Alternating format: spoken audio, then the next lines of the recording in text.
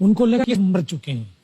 तो उनका एक जो पाकिस्तानी जो कमांडर था उसने अपने जवानों को आदेश दिया कि इनको रीचेक करो, इनमें से कोई जिंदा तो नहीं है।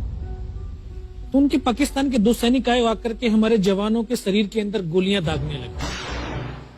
तो मैं बेहोश था, लेकिन इतना बेहोश नहीं था कि उनको सुन ना सकूं या देख ना सकूं।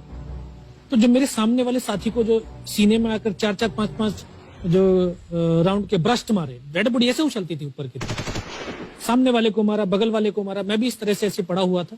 उसने फर्स्ट में यहां पर ब्रस्ट मारा, फिर मेरे पैर में 2 जगह पे मारा। उसको मैं देख रहा हूं कि धुआं निकल रहा है, लेकिन उस गोली की पीड़ा को चुपचाप पड़ा सहता रहा और उनको यकीन हो गया कि इनमें से कोई जिंदा नहीं। फिर बहुत गालियां दी, बूट की ठोकरें मारी। फिर काफी देर के बाद में उनका जो कमांडर था उसने बोला कि इनके वेपन उठा लो, और नीचे जो हिंदुस्तान का पोस्ट है उसके ऊपर दूसरे जो उनके साथी थे उनको सूचना दिया, उसके ऊपर कब्जा हमला कर दो। फिर ये आवाज भी सुनी तो मुझे लगा कि यार आज तो मेरी पूरी टीम खत्म हो जाएगी। दोबारा से उसके साथी आए, पाकिस्तान के सैनिक आए और हमारे जवानों के शरीर के अंदर गोलियां दागने लगे। उन्होंने फिर उसी रोटेशन से गोली मारी। तो जब 1 कदम आगे गया तो उसने राइफल मेरी सीने की तरफ तानी। तब मुझे लगा यार अब नहीं बचूंगा, लेकिन कहते हैं कि जाको राखे साइयां मार सके ना कोई। जब उसने गोली चलाई तो यहाँ पर पर्स में 5-5 रुपए के कुछ सिक्के भी थे। जब गोली जाकर के सिक्कों पे टकराई तो मुझे भी आभास हुआ कि तो मर गया हूं। पाकिस्तान का दूसरा सैनिक आया, उसने आकर के मेरा AK-47 उठाया और वापस मुड़ा तो उसका पैर मेरे पैर से टकराया हो। तब मुझे लगा कि यार मैं तो जिंदा हूं।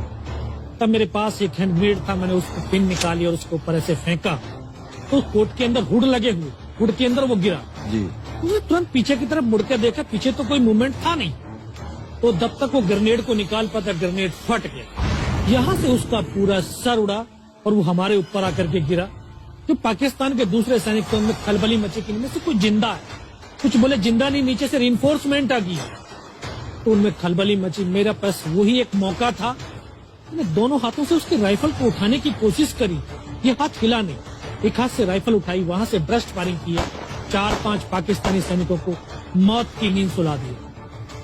फिर बाएं हाथ से पलटा खाया, दूसरे पत्थर से 3-4 जगह से फायरिंग किया। तो जो उनका मोमेंटम था, जो हौसले थे, परस्त हो चुके थे, वो भाग खड़े। 2-3 मीटर गया, जाके देखता हूँ सामने उनके लंगर चल रहे, उनका लिविंग टेंट बना हुआ, उनके जो हैवी वेपन का डिप्लॉयमेंट था वो सब कुछ वहां पे लगा हुआ।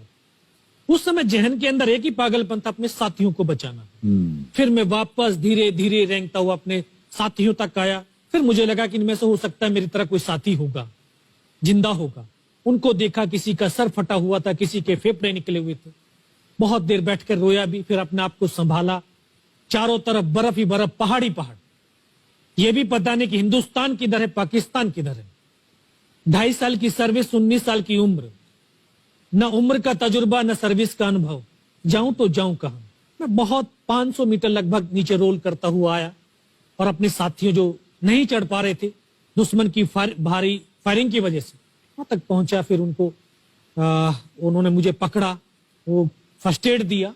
फिर वहां से जो हमारे कमांडिंग ऑफिसर कर्नल कुशाचंद ठाकुर, फिर उनको सूचना दिया। तो ये लगभग 1:30-2 बजे का समय था। वहां से फिर कमांडिंग ऑफिसर तक मुझे ले जाया गया। फर्स्ट एड तो हुआ, लेकिन ब्लड इतना निकल चुका था कि दिखाई देना बिल्कुल बंद हो गया था। जब उनके पास पहुंचा तो उन्होंने बोला, बेटा मेरे को पहचानता मैं कौन हूं? बस अब आवाज सुनाई दे रही है। बोला, मैं तेरा कमांडिंग ऑफिसर कर्नल कुशालचंद ठाकुर। मैं, जय हिंद साहब, बहुत तेज सर्दी लग रही है। तो उनका जो लिविंग टेंट था उसमें के अंदर लेटाया, 3-4 स्टॉप जलवाए, थोड़ी सी गर्मी महसूस हुई। मैं, साहब थोड़ा सा पानी पिला दो। बोला, ठीक है पानी पिलाते हैं। तभी डॉक्टर साहब आए गए, उन्होंने ग्लूकोज की बोतल पिलाई, थोड़ी सी एनर्जी महसूस हुई। उन्होंने बोला, बेटा कुछ बता सकता हूं? मैं, कहा सब बता सकता हूं। तो उनको बताया कि सर ऊपर ये घटनाक्रम हुआ है और ये वहां की इंफॉर्मेशन है। तो लास्ट में उन्होंने बोला कि बेटा जवान की रिक्वायरमेंट क्या है? मैं, कहा सब जवान की रिक्वायरमेंट अम्निशन और फील्ड पट्टी की है। बोला, खाने के लिए नहीं चाहिए? सब भूख नहीं लगती। बस इतना कहते कहते तभी डॉक्टर ने कौन सा इंजेक्शन लगाया, फिर मुझे पता नहीं कहां पर। फिर होश आया 3 दिन बाद, देखा ऊपर पंखा चल रहा है। पता चला कि 92 बेस हॉस्पिटल श्रीनगर, और वहीं से मुझे बेस हॉस्पिटल दिल्ली रेफर कर दिया और 16 महीने तक उस हॉस्पिटल में मैं रहा। 16 महीने तक आपका इलाज चलता रहा? जी। और वहीं पर हॉस्पिटल में ही मुझे पता चला कि 15 अगस्त 1999 को जब ये परमवीर चक्र का जो अनाउंसमेंट हुआ तो वो वहां पर ही मुझे पता चला। या सर